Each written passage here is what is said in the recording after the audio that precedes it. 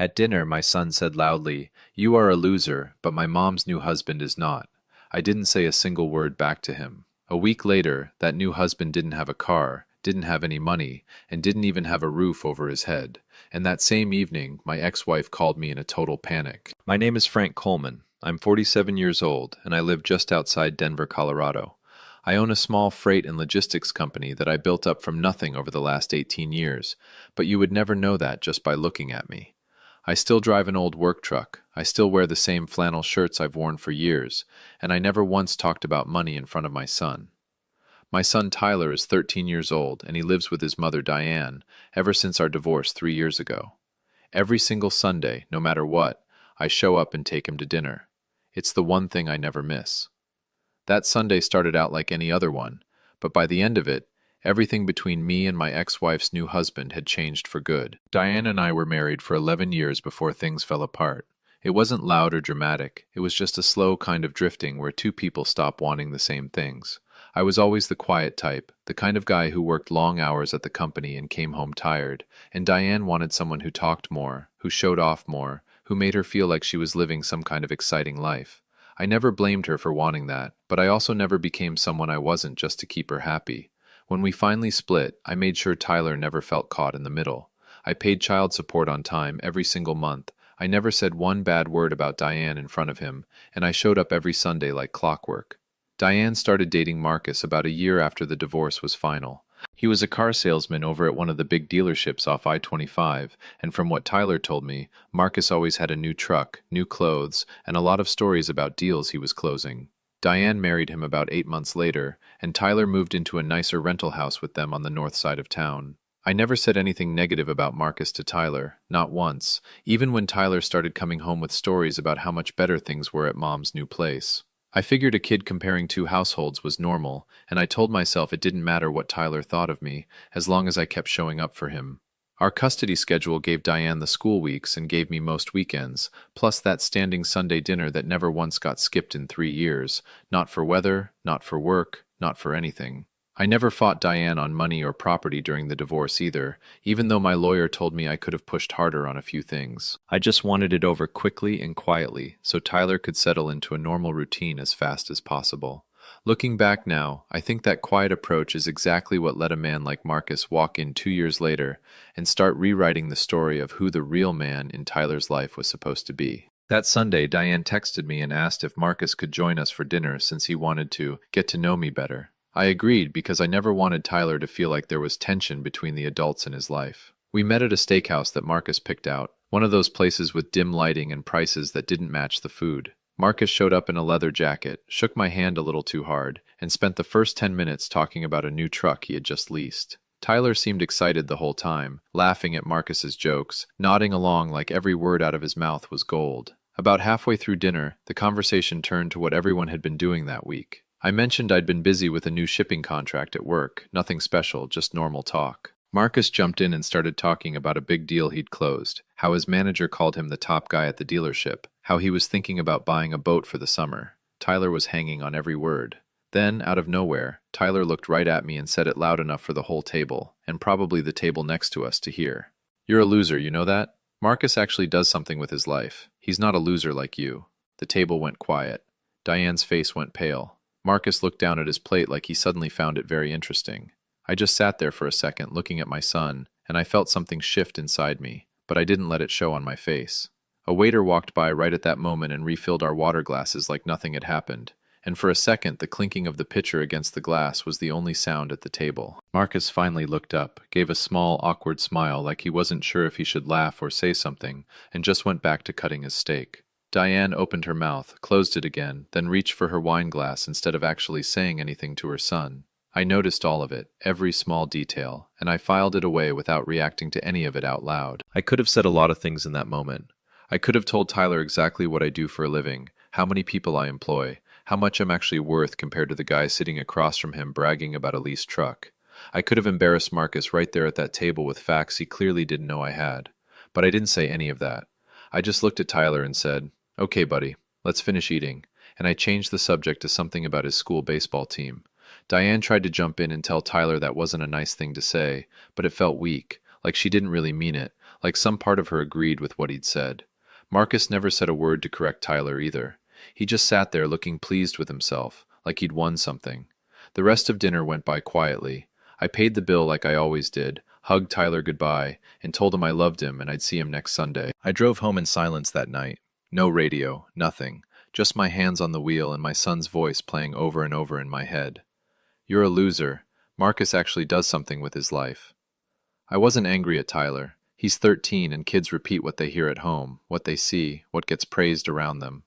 But I was done being quiet about certain things, not to hurt my son, but because I realized I had let people believe a story about me that wasn't true, and I had let that story sit there for way too long. What Tyler didn't know, what Diane didn't know, and what Marcus definitely didn't know, was just how much of their life was actually connected to me without them ever realizing it. And that Sunday night, I decided it was time they found out. Here's something I never talked about at that dinner table, or any dinner table. 18 years ago, I started my freight company with one used truck and a loan from my father. By the time Diane and I split up, that company had grown into something with real weight behind it, moving freight for warehouses and dealerships all across the Denver area. I kept it quiet on purpose. I never wanted Tyler growing up thinking money was the point of anything, and I never wanted Diane going after more than what was fair in the divorce, just because she found out what the business was actually worth. But here's the part that mattered most. 2 years ago, before Diane even married Marcus, she called me asking for a favor. Marcus had bad credit from some old business troubles, and he needed someone to co-sign a truck loan so he could get reliable transportation, since he was driving Tyler around sometimes too. I agreed, quietly, for Tyler's sake, and my name went on that loan as the backup signer. Around that same time, a property manager I use for a handful of rental homes I own through a company called Rocky Mountain Home Holdings found Diane and Marcus a rental on the north side of town. I never asked who the tenants were going to be, and the manager never mentioned it to me either, not until months later when I saw the address on a report and realized exactly whose name was on that lease. And on top of all that, the dealership where Marcus worked happened to be the same dealership group that handled fleet vehicles for my freight company, a contract worth a significant amount of money every single year. None of them knew any of this. Not Diane, not Marcus, not Tyler. I had never used any of it, never even thought about using it, until that Sunday night at the steakhouse. I got home a little after 9 that night and sat in my kitchen for a long time without turning on the lights. I kept replaying Tyler's voice in my head, the way he said loser so easily, like it was a fact everyone already agreed on. I wasn't planning anything crazy, and I want to be clear about that. I wasn't trying to ruin anyone's life out of spite, but I realized that for 2 years I had been quietly propping up a man who used that same stability to stand in front of my son and call me a loser. That didn't sit right with me anymore. The next morning, I called my accountant, a guy named Russell who's handled my books for over a decade, and I asked him to pull together everything connected to the loan I'd co-signed and the rental property.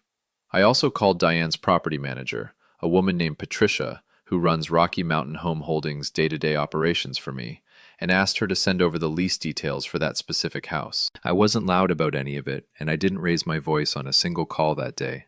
I just started asking questions I probably should have asked a long time ago, like why I was still listed as a cosigner on a truck loan for a man who clearly didn't need my help anymore, based on all his talk about deals and bonuses.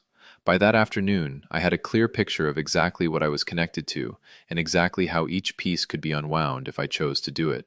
I sat with that information for one more night before I made a single move, because I wanted to be sure I wasn't acting out of anger. By Monday morning, I knew I wasn't angry anymore. I was just finished. Tuesday morning, I called Patricia at the property company first. I asked her straight out what the current lease situation looked like for the house Diane and Marcus were renting.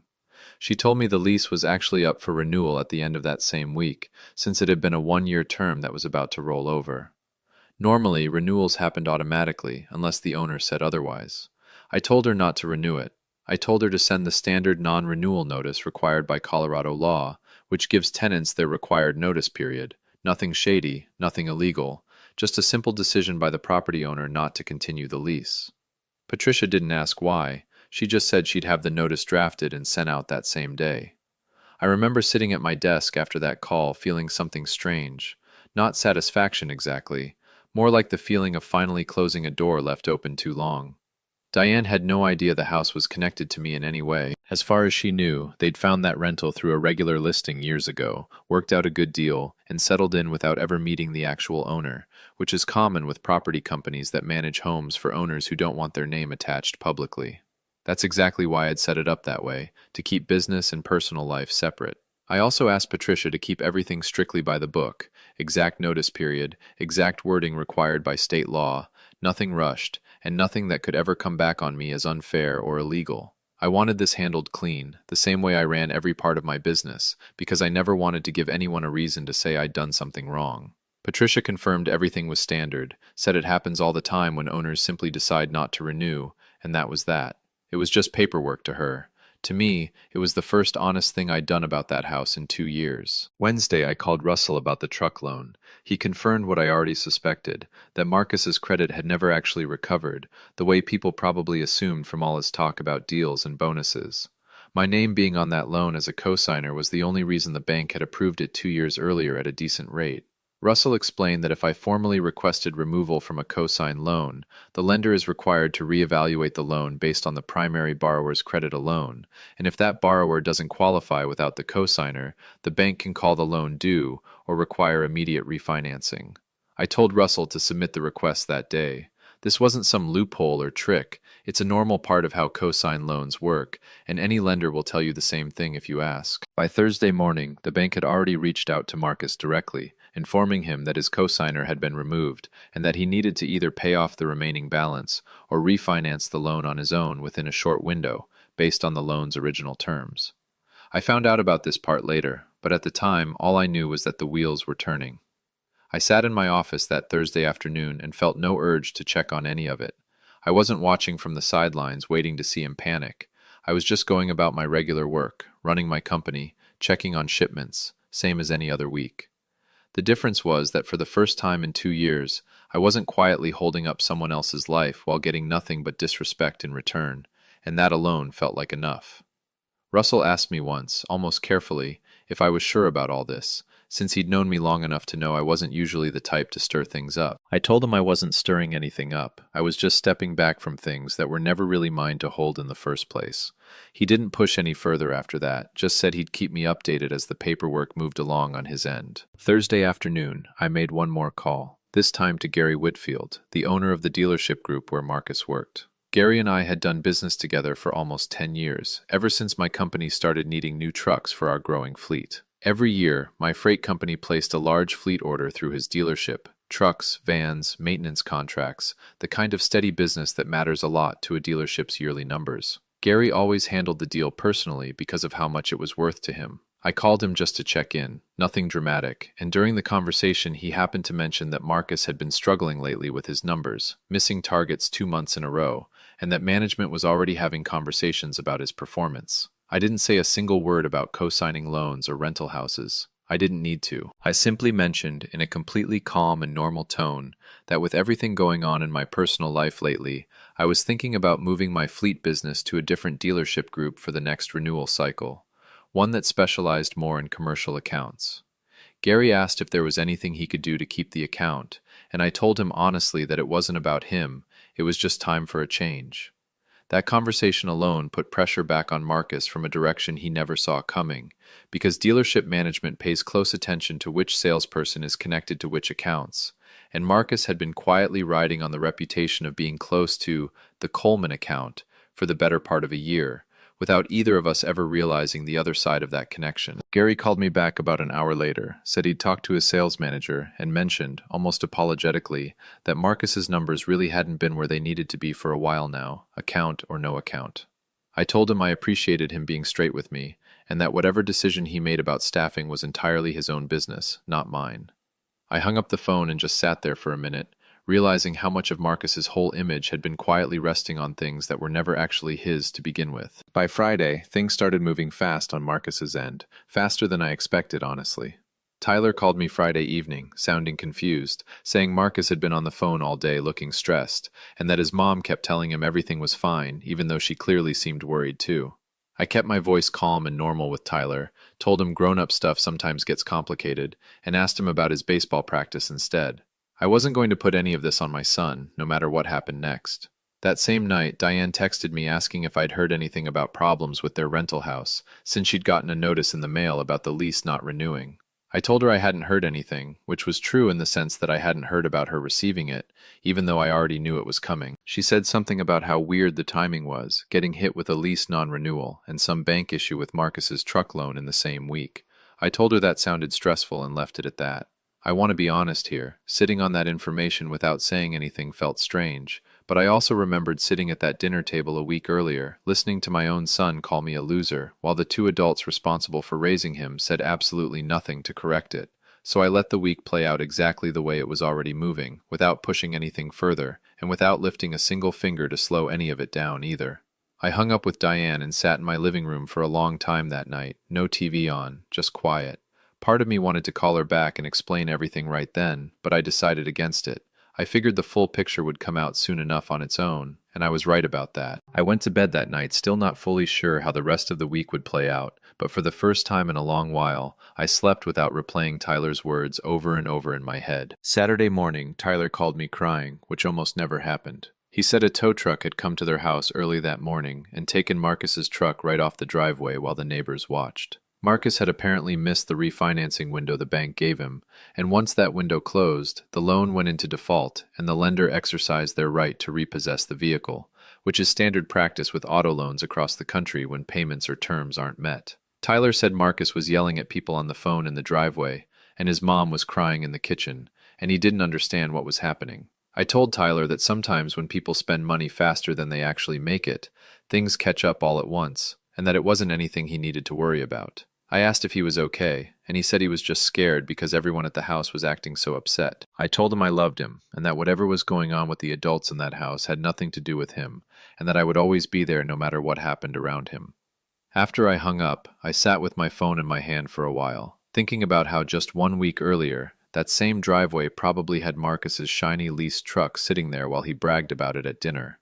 Now it was empty, and the man who called himself successful in front of my son was standing in that same driveway yelling at a tow truck driver who was just doing his job. I felt bad for Tyler having to watch that, genuinely bad, because none of this was ever supposed to touch him directly. But I also knew, deep down, that kids remember moments like this far more than they remember lectures, and something told me Tyler was already starting to understand things a lot more clearly than he had a week earlier at that steakhouse. By Sunday afternoon, the same day I was supposed to pick Tyler up for our regular dinner, Diane called me, sounding completely different from her usual confident self. She said the property management company had confirmed the lease wasn't renewing, and they needed to be out within the legal notice period, and with Marcus's truck gone, and his job apparently in trouble too, she didn't know where they were going to go. Then she said something that told me she'd finally connected the dots. She said Patricia, the property manager, had mentioned in passing that the owner of the house was a company called Rocky Mountain Home Holdings, and when Diane looked it up out of curiosity, some public filing had my name attached to it as the registered owner behind the LLC. Her voice cracked when she asked me directly if I owned the house they'd been living in for 2 years. I didn't deny it. I told her the truth, calmly, the same way I'd handled every phone call that week. I told her yes, I owned it through that company, and I had for years, long before she and Marcus ever moved in, and that neither Patricia nor I had known who the tenants were going to be until it was already done. She went quiet for a moment, and then she asked the question I knew was coming eventually. She asked if any of what was happening, the lease, the truck, Marcus's job trouble, had anything to do with me. I could hear Tyler in the background asking his mom what was wrong, and I could hear the panic underneath her voice even as she tried to sound calm for his sake. For a second I almost felt sorry for her, standing in a kitchen that wasn't even really hers to begin with, holding a phone with her whole world shifting under her feet in a single afternoon. But then I remembered that same kitchen, that same family, sitting quietly a week earlier while my son called me a loser to my face, and the sympathy I felt only went so far. I answered her honestly. I told her I hadn't done anything illegal or sneaky. I had simply stopped quietly holding up parts of their life that were never supposed to be my responsibility in the first place, especially after watching my own son call me a loser at dinner, while she and Marcus said nothing to stop it. Diane went silent on the other end of the phone for a long time.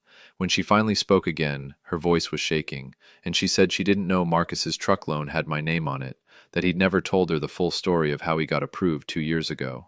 She said she also never realized the rental house connected back to me, and that if she had known any of it, She never would have let Tyler say what he said at that dinner table without saying something herself.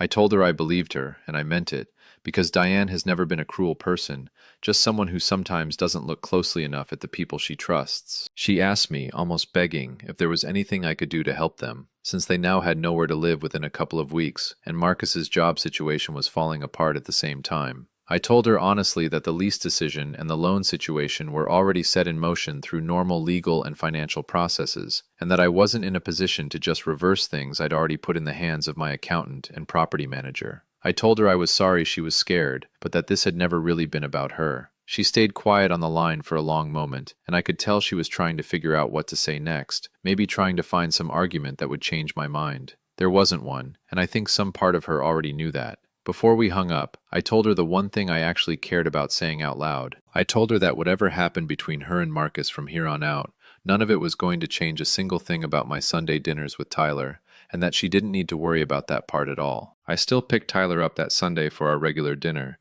because whatever was happening between the adults, I wasn't going to break the one thing that had never wavered in 3 years. We went to a small diner near his school, quieter than the steakhouse, no dim lighting or overpriced steaks, just a booth by the window. Tyler was unusually quiet the whole ride there, and about halfway through his burger, he finally asked me straight out if the trouble at his mom's house had anything to do with me. I decided he deserved the truth, said in a way a 13-year-old could actually understand. I told him that 2 years ago I helped Marcus get a truck loan because his mom asked me to, and that I also happened to own the house they were renting, though none of us realized that connection until recently. I told him plainly that I decided to stop helping with those things after he called me a loser at dinner in front of Marcus, a man who never once said a word to correct him. Tyler's face went pale, and he set his burger down. He said he didn't know any of that, and that he only said what he said because Marcus was always talking about his deals and his bonuses, and it made Dad's quiet, normal life seem boring by comparison. I told him I understood, and that I wasn't mad at him, not even a little. I told him that being loud about money doesn't make someone successful, and that showing up every single Sunday for 3 straight years, paying every bill on time, and never once saying a bad word about his mother, that was the real measure of a man, even if it never got mentioned at any dinner table. Tyler got quiet again, and then he said he was sorry. Real quiet, real serious, the kind of sorry that actually meant something. 3 weeks later, Diane and Tyler moved into a smaller apartment across town, one Diane found completely on her own this time, with no connection to me or any company I owned. Marcus lost his job at the dealership about 10 days after that Sunday dinner, and last I heard from Tyler, he'd moved back in with his own parents a couple states away, and Diane didn't go with him. I never gloated about any of it, not to Diane, not to Tyler, and definitely not to Marcus, who I never spoke to again after that steakhouse dinner. Tyler comes to my place every other weekend now instead of just Sunday dinners, an arrangement Diane asked for herself once things settled down, and he's never once called me a loser again, though honestly, I never needed him to take it back for my own sake. I did it so he'd understand something that actually matters, that the quiet, steady people in your life are usually the ones holding everything together, even when nobody's clapping for it or writing it down anywhere. Some nights Tyler and I just sit on my porch after dinner, not talking about much, and that's enough for me. I built my whole life around showing up, not showing off, and it took one loud comment at a dinner table to finally show my own son the real difference between the two. Diane and I still talk sometimes when it comes to Tyler's school events or doctor appointments, kept simple and respectful, nothing more than what a good co-parent relationship needs to look like. She never brought up the house or the loan again after that one phone call, and honestly, neither did I. If you made it this far into my story, I'd really appreciate it if you hit that subscribe button, because there are plenty more stories like this one coming. Real families, real situations, and real quiet victories that nobody sees coming until it's already done.